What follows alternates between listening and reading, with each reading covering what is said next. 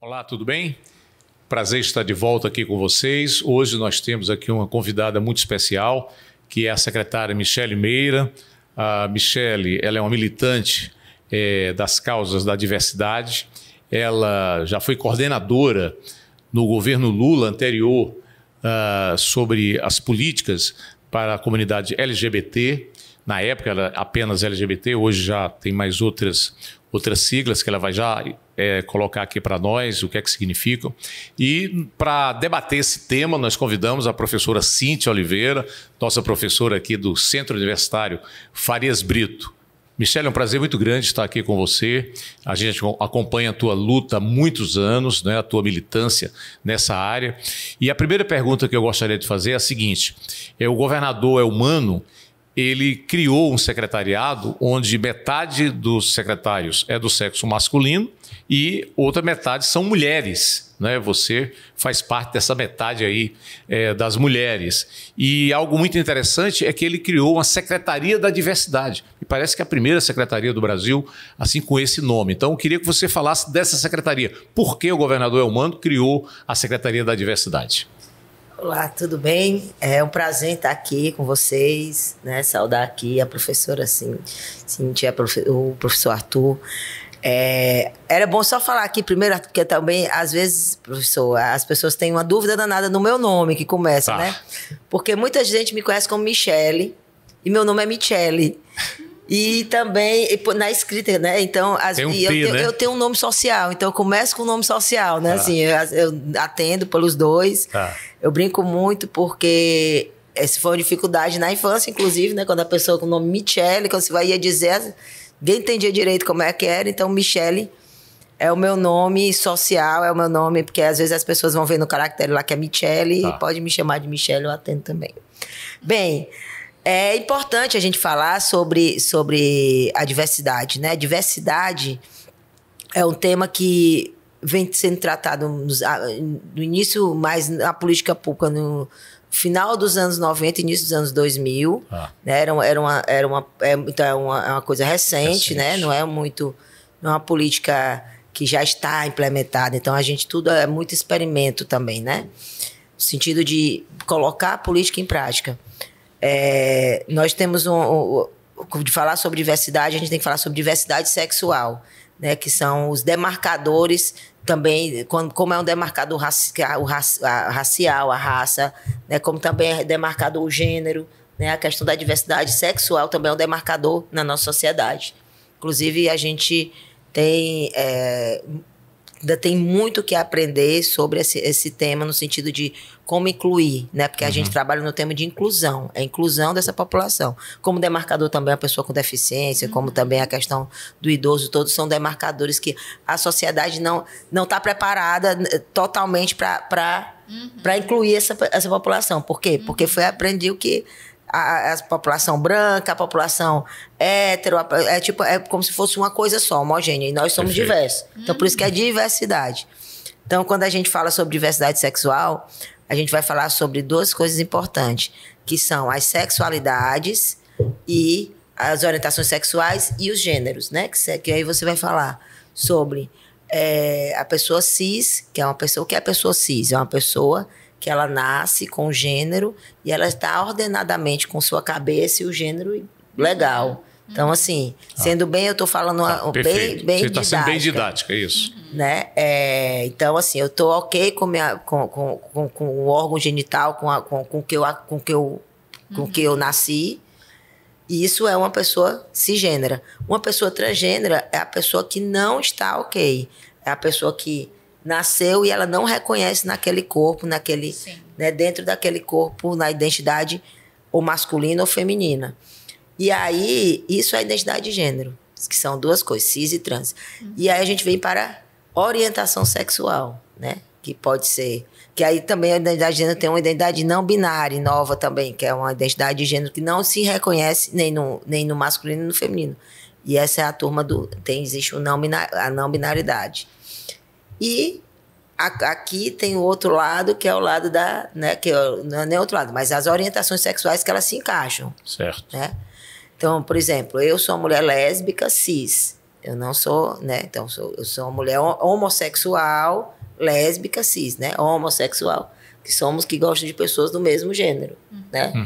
E cis, porque eu tô ok com o que eu nasci. Minha identidade sexual e minha identidade, o que eu me reconheço, tá tudo ok. Então, homem gay, a mesma coisa. Então, nós estamos, homem gay, a mulher lésbica, então estão o bissexual, estão nessas homossexualidades, né? Certo. Então, são as siglazinhas que a gente fala. Então, quando você fala, aqui no Brasil, a gente usa as pessoas intersexo, por exemplo. Quem são as pessoas intersexo? As pessoas intersexo são aquelas pessoas que elas nascem com característica de 2 sexos. Então, elas são intersexo. E aí existe um movimento delas no Brasil. Antes só existia fora do Brasil, na América Latina, Argentina, Colômbia, mas aqui, Venezuela, mas no Brasil não tinha.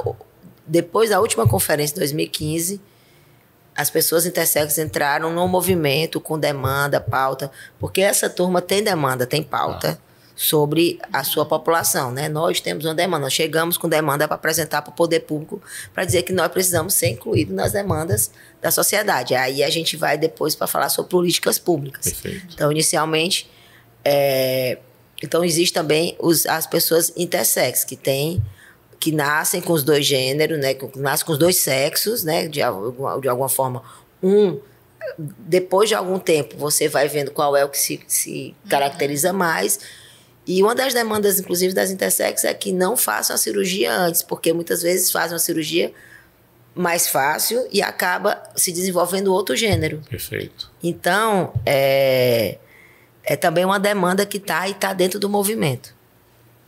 O que a gente... aqui no Brasil, a gente coloca, né? Tem muito que a gente bebe muito também da fonte de intelectuais fora do Brasil, então a gente acaba também usando muito essas nomenclaturas que muitas vezes a gente nem conhece, não sabe, assim, não tem uma representatividade de movimento organizado, né? Quando a gente fala, por exemplo, das pessoas assexuadas, né, que é o LGBTQIA+. Por exemplo, o que é uma identidade que no Brasil também não existe, é mais fora do Brasil, né? Então, a gente acaba usando essa LGBTQIA+, para englobar de forma que a própria pesquisa sobre a população LGBTI+, vai subindo, vai crescendo. Eu uso muito o LGBTI+. Por quê? Porque foi o que saiu na última conferência, que são as pessoas organizadas com demandas específicas que tem uma organização desse movimento, né? Então, o governo do estado do Ceará usa o LGBTI+, mas claro que o mais ele engloba todas essas outras que não estão dentro dessa, né, dentro da heteronormatividade. Perfeito. Então, nós estamos aí, nós usamos, por quê? Porque até ali a gente conhece o que está de demanda, né? O que tem de demanda. Inclusive, a gente debate que a inclusão das letras ao movimento, né? A se juntar ao movimento, elas devem vir numa conferência. E aí o governo federal, inclusive, já chamou para 2025 a 4ª Conferência Nacional da População LGBTI+. Perfeito. Então vai ter uma conferência agora em 2025 que pode ser que a gente aumente, que eu acho que sim. Acho que tem populações se organizando dentro do Brasil, né, como um movimento para se também se sentir representado não só no mais, mas também na letrinha. Então a gente tem feito esforço para incorporar, mas incorporar sabendo o que é que a gente, quem são essas, qual é a demanda, né? Então, dentro dessa primeira essa explicação ótimo. Sobre a... Tá claro. Professora Cíntia, você é professora de psicologia, também atua como psicóloga, né, além de professora, e com certeza no seu consultório ou mesmo na sala de aula você se vê muito com esse debate. Né? Eu queria te perguntar qual é a tua opinião sobre a criação da Secretaria da Diversidade. Como é que você vê isso? Você acha que realmente havia necessidade, é importante? Enfim, Qual a tua opinião? Eu queria agradecer o convite, né, por estar aqui. Eu acho esse tema um tema muito importante. A questão da diversidade, ela precisa entrar na nossa cabeça, né? Ela precisa estar presente no nosso dia a dia. Assim, nós não somos iguais. Nós temos uma cor diferente, pensamentos diferentes, uma história de vida diferente. Cada um de nós tem a nossa subjetividade, a nossa maneira de ser e a nossa maneira de viver. E precisamos ser respeitados. Então, assim, eu acho muito importante a questão da secretaria. Eu estou lembrando aqui que Freud, quando ele foi escrever os ensaios sobre a sexualidade, ele foi muito criticado, porque ele disse que desde o início da vida a sexualidade está presente, né? Então ele veio polemizar e veio trazer essa contribuição numa época em que se pensava que na adolescência surgia essa energia sexual. E para Freud não, ela está presente desde o início da vida, ela vai se construindo pelas fases, né? Então eu acho que cada um de nós possui uma maneira que nós nos enxergamos, né? Cada um de nós possui desejos, e para a psicanálise todo desejo é um desejo sexual, porque Freud entendia a sexualidade de um ponto de vista holístico, como uma energia de vida que ia se apresentar a partir da libido, né? Então é muito interessante a gente pensar na sexualidade e pensar como essa sexualidade ela foi definida pela cultura, pela religião ao longo de séculos e séculos e séculos e séculos, né? Então um conceito de sexualidade que foi aprisionado, que foi regulamentado e que foi legislado. Então eu imagino que as pessoas precisam conhecer, né? Precisam conhecer as possibilidades, as siglas e esses públicos, né? Então você imagine aí o que é você nascer num corpo e não se sentir bem nesse corpo. E aqui eu estou pensando do ponto de vista da psicologia, como essa pessoa vive num conflito diário, num conflito com ela mesma, num conflito com o outro que espera que ela seja e haja de acordo com aquele corpo que ela nasceu, e como nós precisamos de políticas públicas para que essa pessoa tenha acesso à informação, para que essa pessoa tenha acesso a um programa, por exemplo, de uma escuta desse conflito. Para quem que essa pessoa vai falar sobre esse conflito? Ela consegue falar na família sobre esse conflito? Ela consegue falar na comunidade dela sobre esse conflito? Ela consegue falar na igreja sobre esse conflito? Então, como a gente tem que ter políticas públicas que deem acesso a essa pessoa e a essas pessoas a lidarem, né, com esse contexto onde elas estão inseridas. Muito bem. Eu queria, Michele, que você pudesse, já nessa linha que a professora Cíntia trouxe aqui, enfim, foi criada a secretaria. A gente sabe que no começo, para implantar, tem muita dificuldade, né? Eu já fui secretário, sei dessa dificuldade de que a gente sempre tem, questão de recurso, planejamento, a relação com outras secretarias, enfim. Eu queria te colocar assim, o que é que você está pensando? A tua equipe está pensando, já participamos do plano plurianual, da elaboração do plano para 4 anos. Quais são as prioridades? Assim? Quais são as ações que você imagina que serão fundamentais na tua gestão?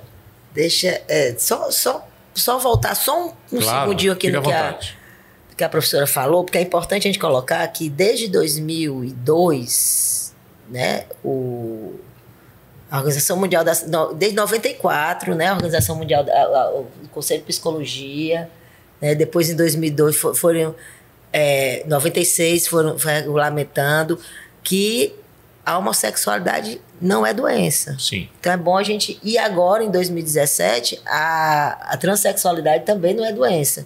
Então a Organização Mundial da Saúde não é doença ser LGBTI+. Então é bom a gente dizer só para...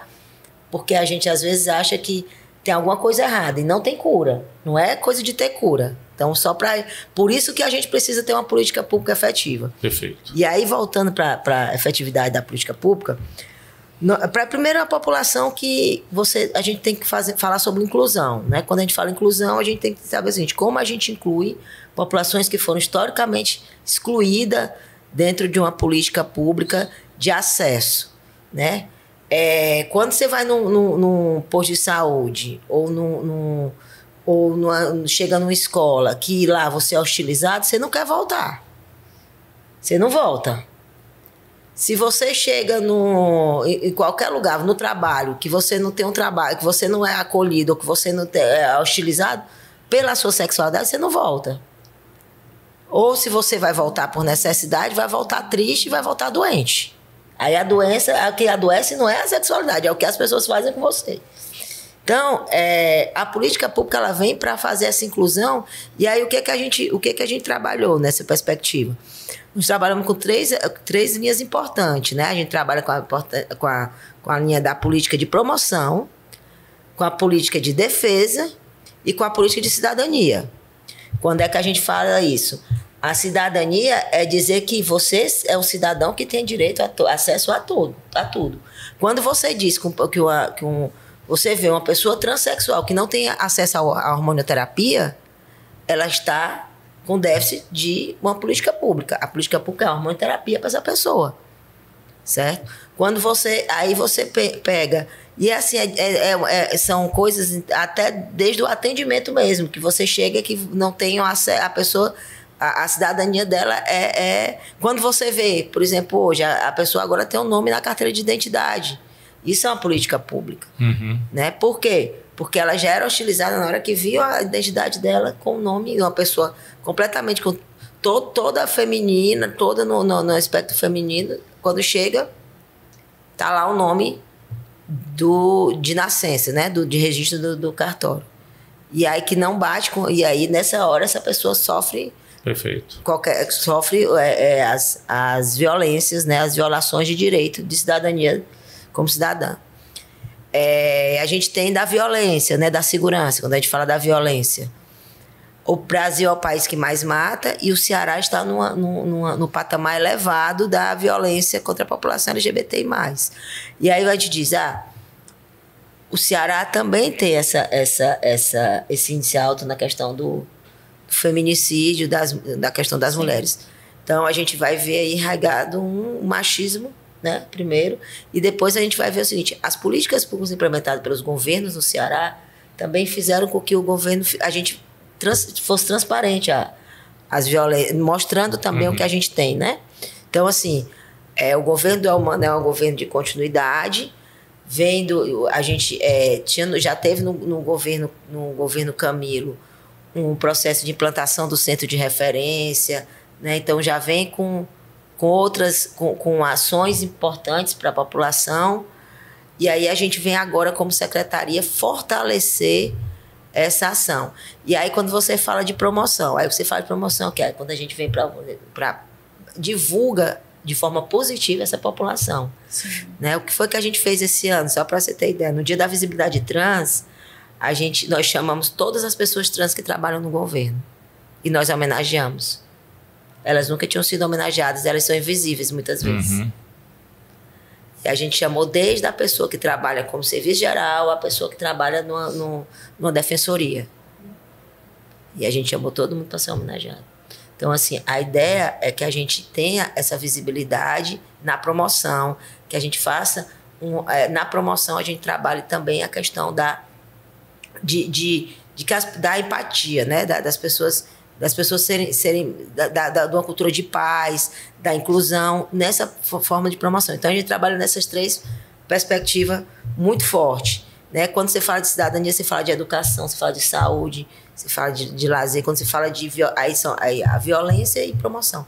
Então, a segurança e promoção. Então, da segurança, a gente trabalha com a inclusão de... A gente precisa ter uma casa-abrigo. Por quê? Porque as pessoas sofrem violência dentro de casa.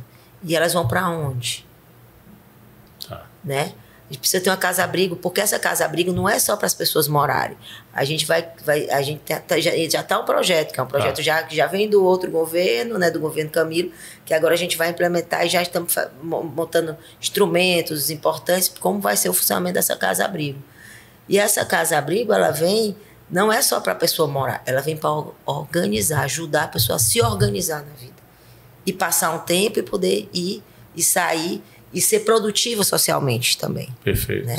E evitar que essa pessoa fique na rua ou seja expulsa da rua, de casa, tendo que estar em lugares que não são legais, que a pessoa não necessariamente quer isso, mas pela situação ela acaba caindo. E aí a gente tem hoje várias questões, inclusive, quando você está na exclusão você vai ser convocado por os setores mais, né, esdrúxulos que a gente não quer, que a gente quer dar oportunidade. Então, se a gente precisa ter uma casa-abrigo, a gente precisa ter um centro de referência no interior do Estado. Por quê? Porque as violências no interior do Estado também são apresentadas. E precisa ter um centro de referência que as pessoas possam saber que ali ela se reconhece e ali ela vai ser acolhida. Né? Então, por exemplo, a região do Cariri, a região ali de Sobral, a gente precisa ter centros de referência, porque a gente tem em Fortaleza, mas em Fortaleza a gente não dá conta de todo o estado. E o centro de referência de Fortaleza é relativamente recente, né?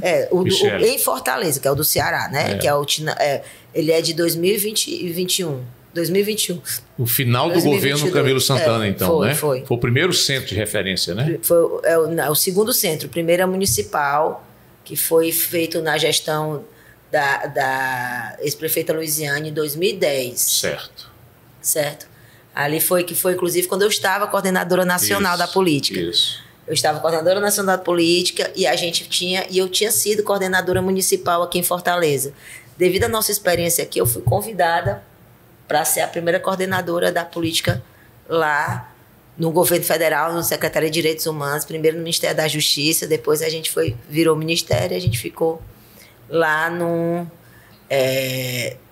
saímos do Ministério da Justiça. Mas, bem, quando a gente estava lá com o projeto do centro de referência, quando a gente sabia que Fortaleza tinha a violência era grande, que a gente precisava ter espaços para receber essa população.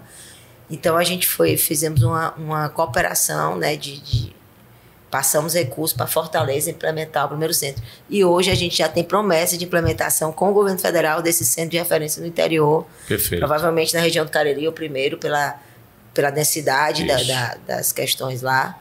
Né? Perfeito. E agora a gente entregou o painel de monitoramento. Né? Hoje a gente tem condição de saber quantas pessoas foram até a delegacia e disseram que sofreram crime de LGBTfobia. E aí é importante dizer que a LGBTfobia é crime no Brasil, desde 2019. Então, com a LGBTfobia sendo crime, toda a polícia, né, todo o sistema de segurança precisa se adequar, estão se adequando. O nosso foi um dos primeiros que se adequou. Perfeito. Então, a gente tem hoje, quando a pessoa vai fazer o boletim de ocorrência, muitas pessoas que não são LGBTs podem até ficar meio que tomar um susto, assim, né? Ou, por que isso? É porque hoje, como é crime, então precisa tipificar e a população precisa aparecer. Então, quando você está lá preenchendo o BO, vai perguntar se você é uma pessoa... qual é o seu gênero? Se você é homem, mulher, homem trans, mulher trans, homem cis ou mulher cis, homem trans e mulher trans. Vai perguntar a sua orientação sexual... Somente depois que você preencher isso, que vai passar que aí vai ser heterossexual, homossexual, né? E se for homossexual, vai perguntar lésbica, é bi, é gay, vai perguntar todas. E aí passa para outra aba, que é a aba do que você vai dizer sobre o seu... Se você for. E aí ele faz todo o cruzamento da tipificação do crime, se foi até furtaram LGBT, a gente sabe. Porque a gente tem que saber o mapeamento de tudo isso. Perfeito. Agora, o mais interessante é que a gente sabe o seguinte, se for LGBTfobia, eles estão fazendo... Esse mapeamento, ele mostra dos crimes de LGBTfobia. Eu tenho o relatório de tudo, eu recebo o relatório de tudo da SUPESP. Super parceira nossa, uma cooperação técnica. A SUPESP é a Superintendência de Pesquisa da Segurança da Secretaria de Segurança Pública do Ceará. Do Estado do Ceará. E a SUPESP passa todo mês ele passa um relatório. Esse painel ele é dos crimes de LGBTfobia. Ou seja, se você foi xingado, se você foi maltratado, se você apanhou, se você foi expulso de casa, se você sofreu qualquer tipo de violência que caracteriza a LGBTfobia. E nesse painel a gente consegue identificar o local que a pessoa sofreu, a gente consegue identificar a hora, o dia, a gente consegue identificar quais são as violências que são sofridas e a profissão. Do estudante a profissional, a pessoa quando ela preenche lá disso. E o mais interessante é que quando você coloca o maior índice é dentro de casa. Pois é. Com certeza. Era isso, Cíntia, que eu queria te ouvir um pouco. A gente sabe que nós temos uma cultura machista, Isso. Não é? Homofóbica, transfóbica, uma cultura que começa na família, né? Quer dizer, portanto, a mudança de comportamento cultural tem que vir a partir da família, passa pela escola, pelos ambientes onde as pessoas convivem, né? Isso. E eu queria te perguntar o seguinte, o que você acha, então, que a Secretaria da Diversidade, o governo do Estado, junto com as prefeituras, com os movimentos em defesa dos direitos, né, LGBTQIA+, o que é que deveria ser feito? O que é que você propõe? O que é que você acha que deve ser, considerando que nós temos movimentos contrários? Há movimento contra a identidade de gênero, né? Às vezes até igrejas, movimentos fortes que trabalham contra isso que nós estamos conversando aqui. O que é que você acha que poderia ser feito? Como você disse, assim, nós sabemos que não é uma doença, não é um transtorno, não é uma patologia, não é um defeito, é uma maneira de ser, de viver e de estar no mundo. Acontece que o pai, uma mãe, uma tia e um avô, quando existe a possibilidade de nascer uma pessoa, existem projeções para aquela pessoa.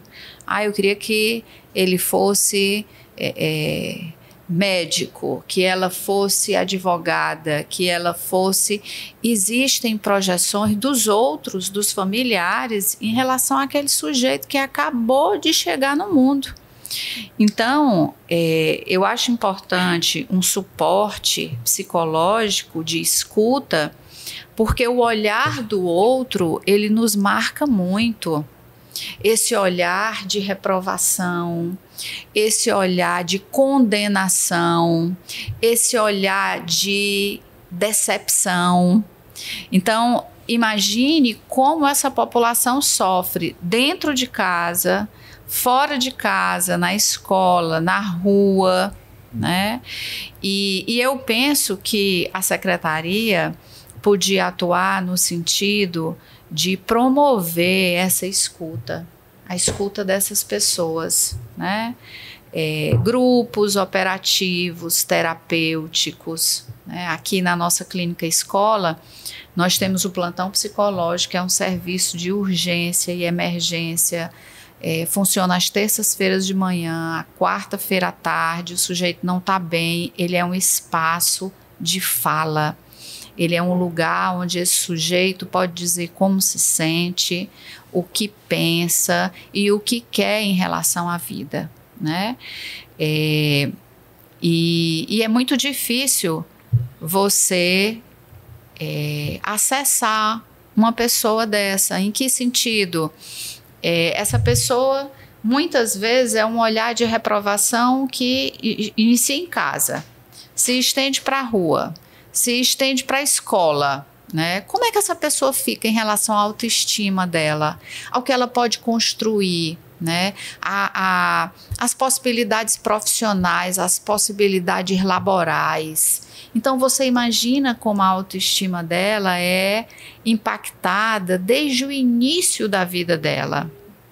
E a ignorância é terrível, porque provavelmente essa criança ela vai ser abusada fisicamente, ou seja, ela vai receber maus tratos, ela pode receber violência física da própria família, né?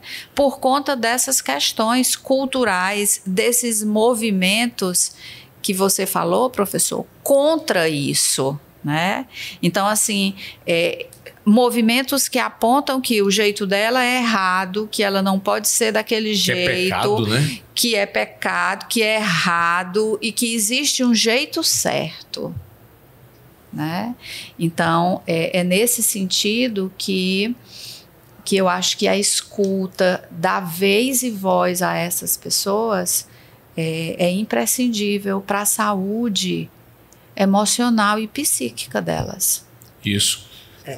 É importante, é fundamental. Não existe, principalmente quando a gente faz qualquer política pública de acolhimento, a gente precisa ter essa área da psicologia, a área da assistência social, né? Lá no centro de referência, a gente tem 3 psicólogos, nós temos 2 assistentes sociais para exatamente a porta de entrada da população. Às vezes a pessoa vem sem ter nada, assim, chega, não, eu vi que aqui é um atendimento para mim, é o único lugar que tem que eu vou me sentir segura, ou que eu estou vendo que é feito para mim, né? Ela não é uma especial, ela é o centro de referência, e hoje a gente vai, quando for para o interior, a gente vai falar sobre centro de cidadania, não vai ser mais nem centro de referência. O centro de referência vai continuar sendo aqui, mas o nome que a gente vai dar é o centro de cidadania, que é com nova roupagem do novo governo.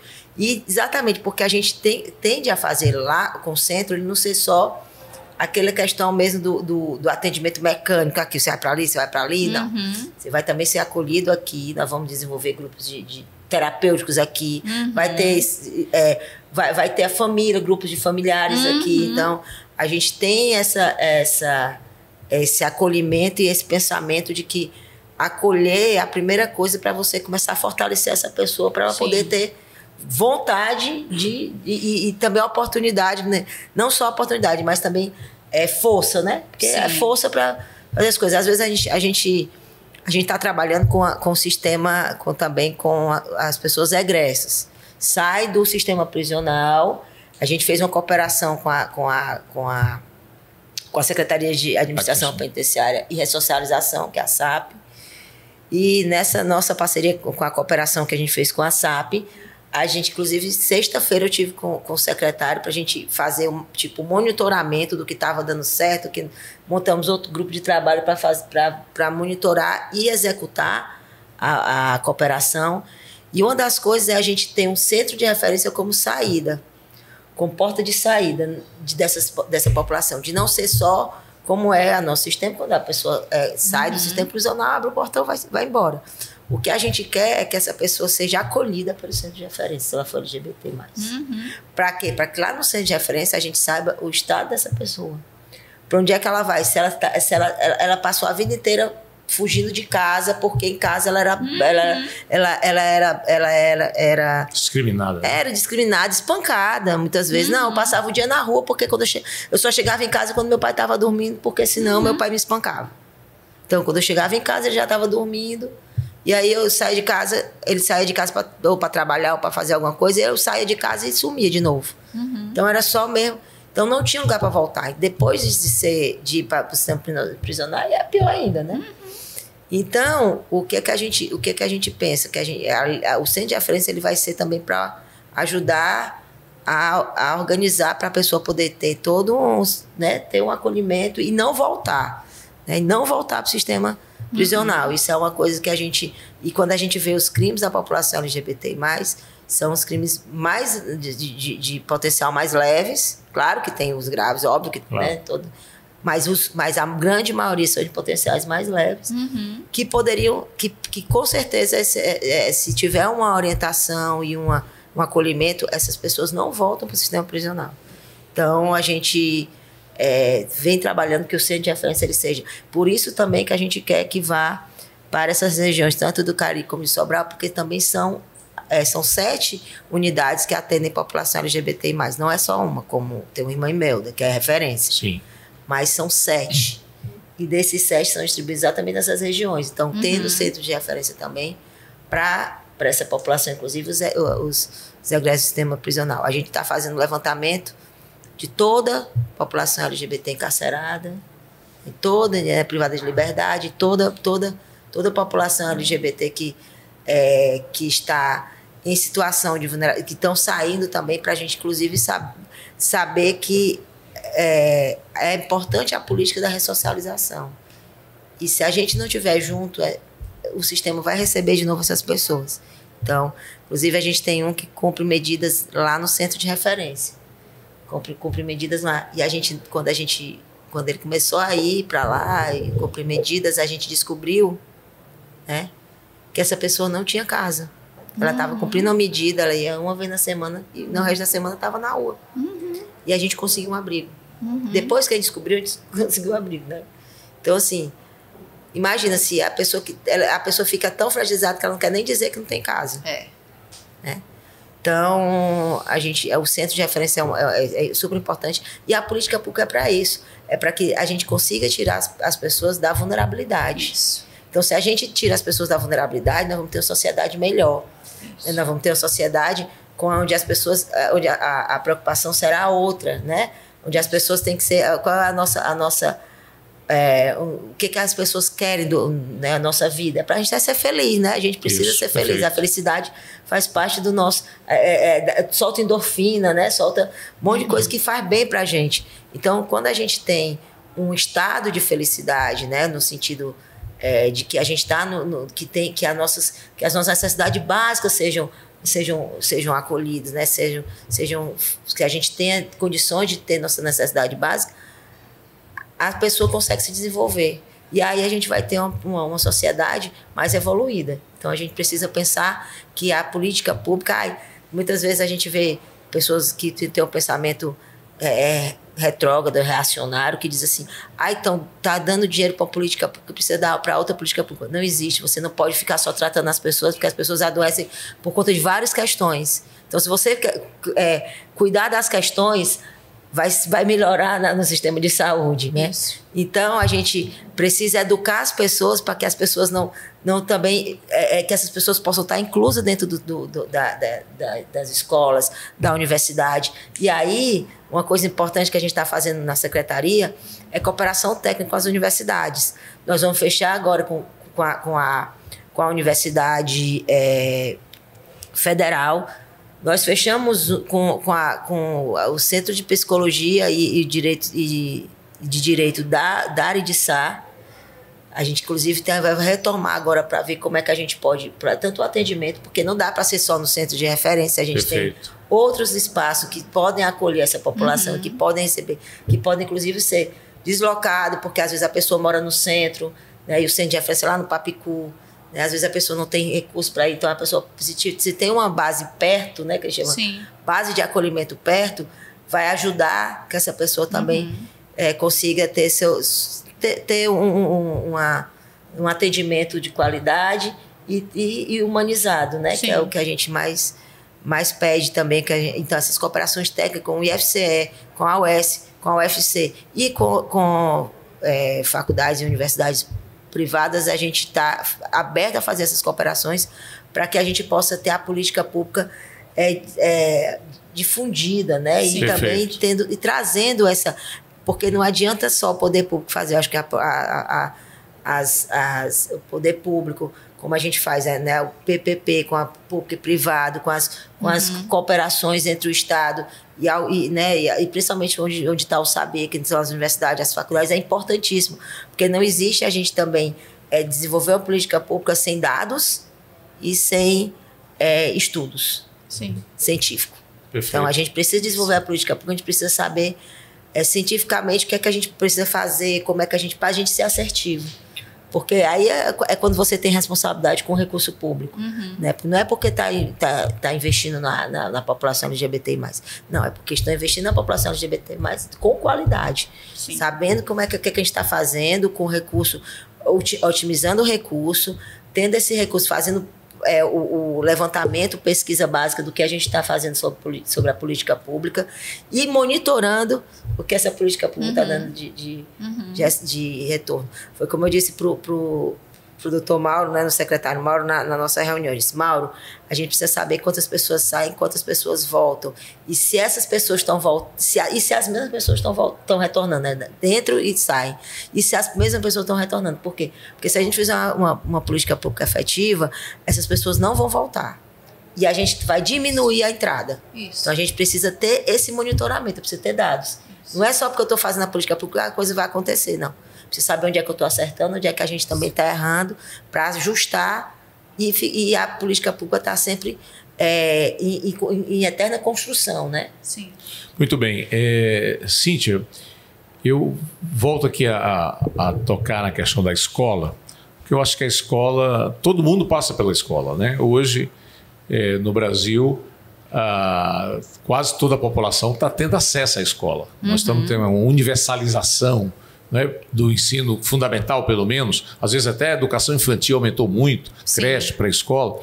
E me parece que nós precisávamos, Michele, de ter algo mais firme, algo mais forte, para que a escola colaborasse mais dentro dessa política de diversidade, do entendimento da diversidade. É preciso haver essa compreensão, né, de que as pessoas são diferentes. Você começou a falar nisso. Você acha que a escola não poderia ser mais forte nesse aspecto? Teria uma questão importante: como envolver as famílias? Porque não adianta a escola também estar trabalhando essa compreensão da diversidade se as famílias em casa continuam rejeitando essa diversidade, né? E que as pessoas são diferentes, né? Isso. Como resolver isso? Como, pela sua experiência, o que é que você acha que poderia ser feito mais do que já é? Pois é, aí a gente tem que pensar em algumas escolas, por exemplo, que tenham um histórico, uma origem religiosa. Já vamos encontrar um impedimento, né? Então, assim, eu acredito que haja escolas e escolas, né?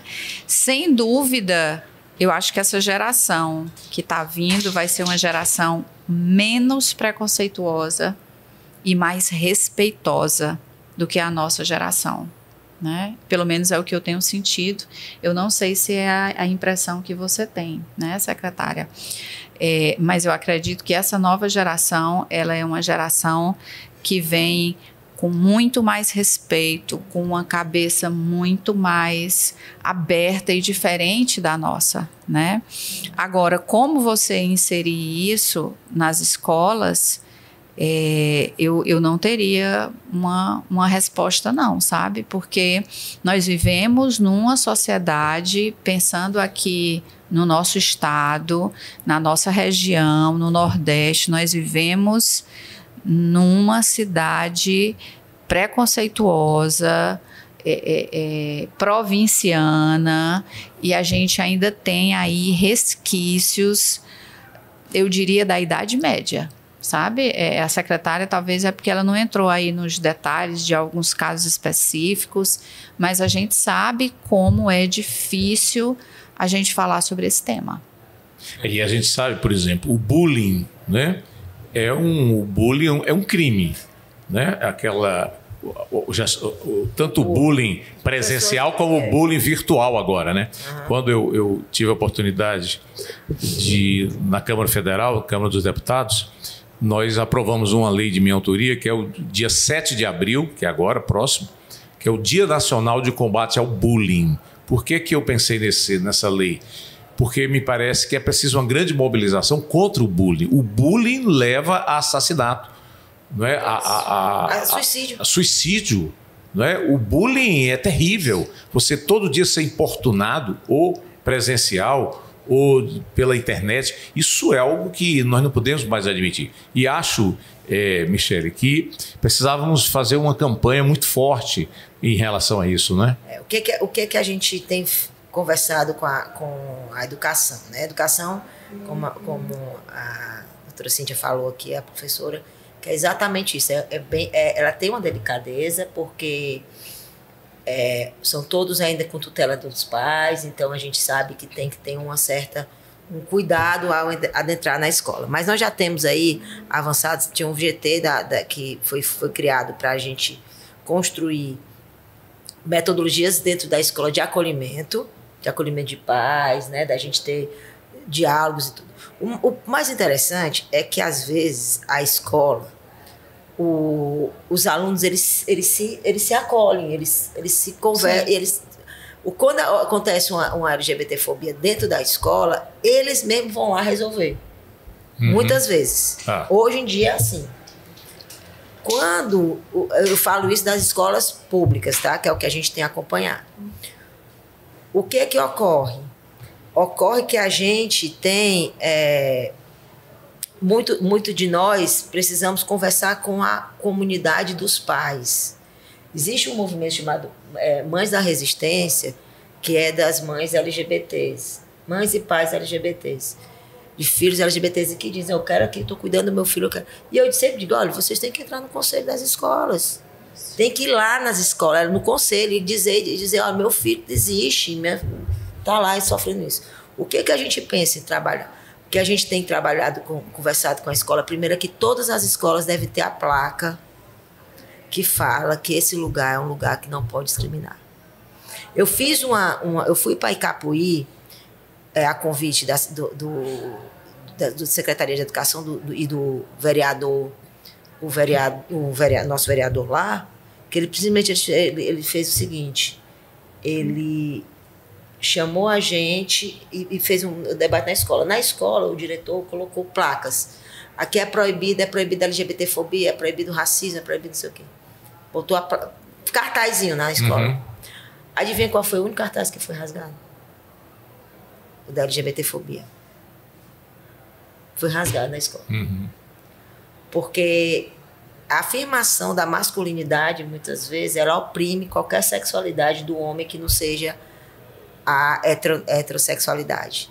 Então, isso é muito... A gente tem que falar o nome, machismo. Tem o racismo e tem que falar machismo. LGBTfobia é o machismo. A violência contra a mulher é o machismo. Então, a gente tem que saber o que é, falar o que é, para a gente tirar isso da nossa sociedade. Quando a gente fala do racismo, a gente fala que a gente tem que combater o racismo. Quando a gente tem que combater o machismo, porque isso é o que está nas entranhas. Né? Uma sociedade patriarcado, onde o homem tem a superioridade, onde os homens recebem mais, onde as mulheres são colocadas em segunda. Se as mulheres são colocadas em segunda como segunda cidadania, como segundo grau de direitos, tu imagina qualquer outro que saia, que vá para a feminilidade, ou que vá para qualquer... Entendendo? Que vá para... seja fora do padrão. Então, a sexualidade fora do padrão são colocadas como de terceira, quarta categoria. Então, são seres de terceira, quarta categoria.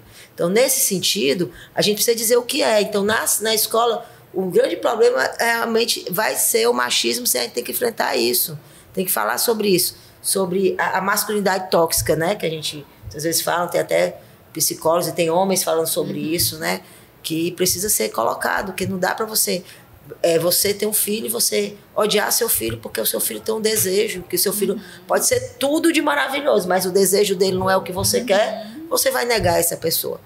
Então, falar sobre isso. Então, na escola, a gente tem a questão da placa, que a gente quer colocar em todas as escolas, que todas as escolas têm a placa, que é de uma lei do nosso... Quando o nosso governador era deputado estadual, estava deputado estadual, que essa lei aqui, ó, que avisa, né, ó, tem como mostrar aqui? Isso. Tem como mostrar aqui? Perfeito. É expressamente proibida a prática de discriminação por orientação sexual e identidade de gênero. LGBTfobia é crime previsto na lei. Isso aqui é a lei do Ceará ainda, né, da nossa Constituição, né, daqui. E aqui é a nossa campanha, que é a Ceará da Diversidade, que tem aquelas 3 linhas que a gente conversou sobre cidadania, promoção e segurança e defesa. Aqui o telefone do centro de referência. Aqui é o Disque 100 de Direitos Humanos Nacional. que é o Disque Nacional. Aqui é o telefone da polícia, porque a gente sabe, a gente colocou que LGBTfobia é crime, então é caso de polícia mesmo. E 155, que é a nossa ouvidoria, que a gente fez uma cooperação com a CGE, que é maravilhosa, que essa cooperação, inclusive, o doutor Aloysio foi lá com a gente para a gente, inclusive, colocar, a gente lançou o telefone que você liga, a gravação que fala sobre a LGBTfobia, que não tinha antes. Perfeito. Então, você tem aí eu volto no início da pergunta. Qual a importância de ter uma secretaria? A importância de ter uma secretaria, que antes era coordenação, né, a gente tinha, no interior tem muita assessoria, mas quando você tem uma secretaria, você consegue fazer política de Estado. Você consegue conversar e dialogar com todas as outras secretarias de forma igualitária, e de efetivar, que aí o que a gente fez esse ano, que foi maravilhoso, foi o PPA participativo, que aí é para ouvir as pessoas. É o plano plurianual, né? Plano plurianual, de 4 anos participativo, que tirou as grandes diretrizes, que nós fomos ouvir as pessoas. E aí nós, como secretaria, nós ouvimos as pessoas, e não só nós, como todas as secretarias, nós fomos transversal em todas as pastas. Ou seja, em todas as pastas você tem que ter, em todas as secretarias tem que ter ações para pessoas negras e negros, para pessoas indígenas, para mulheres, então a gente tem que fazer esse recorte em todas as secretarias. Então hoje eu converso com a CEPLAG sobre a gente colocar como é que está a questão do acesso às pessoas LGBTs ao trabalho. Quando eu converso com o Vladson, que hoje é o nosso secretário de trabalho, que hoje a gente tem um comitê de empregabilidade, que fala, no comitê de empregabilidade da população LGBTI+, que a gente fala sobre exatamente como é que a gente vai incluir, e que a gente tem tanto tem o movimento, a gente botou movimento, como tem setores privados, de empresas privadas, e como tem SEBRAE, FIEC, SEBRAE, FEComércio, SENAC. Então a gente tem IDT, então a gente tem uma rede para trabalhar a empregabilidade, o empreendedorismo da população LGBT+, e o acesso a crédito também, que essa população nunca teve. Então a gente tem hoje, só para dizer que a gente está hoje, entra na nossa, só para finalizar. Pois não. A gente tem o nosso Instagram, que é diversidade,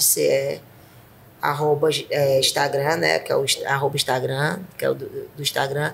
E nós temos também o nosso site, que foi agora que a dificuldade, né, de implantar as coisas. Nosso site do governo também foi colocado agora, sexta-feira, que foi ao ar. A gente está ainda fechando os últimos detalhes, mas já está no ar, que é o nosso site também para entrar em contato, para falar com a gente, e são os canais que a gente tem de diálogo também com a população. Então, a gente vem trabalhando para que a população, muito com a questão da empregabilidade, que também é uma ação que o governo federal está trabalhando bem, que é o trabalho digno, a inclusão no trabalho das pessoas LGBT mais no mercado de trabalho, sabendo que a autonomia financeira, ela também, você sai da vulnerabilidade, né?